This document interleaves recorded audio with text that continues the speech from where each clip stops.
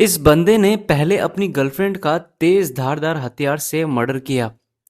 उसके बाद उसकी बॉडी के कपड़े उतारे, उसकी गर्दन अलग करी, उसके हाथ और पाँव के पंजे अलग किए और उनको एक पॉलीथीन में पैक करके बॉडी को एक नाले में फेंक दिया। नोएडा का ये केस है।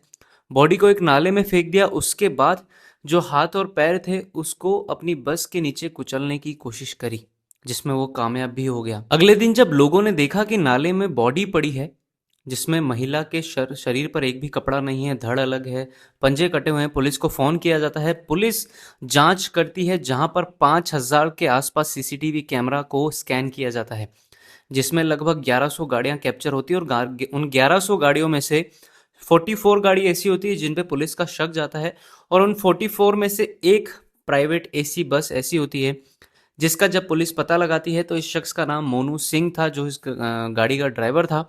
इसी ने ये कांड किया था। इसकी अपनी एक प्रीति करके गर्लफ्रेंड थी, उससे अफेयर था। दोनों ही शादीशुदा थे। प्रीति का पति उसे छोड़ चुका था लेकिन उसके बच्चे थे, और जो मोनू सिंह था उसके भी परिवार था, उसका भी अलग से शादी कर रखी थी।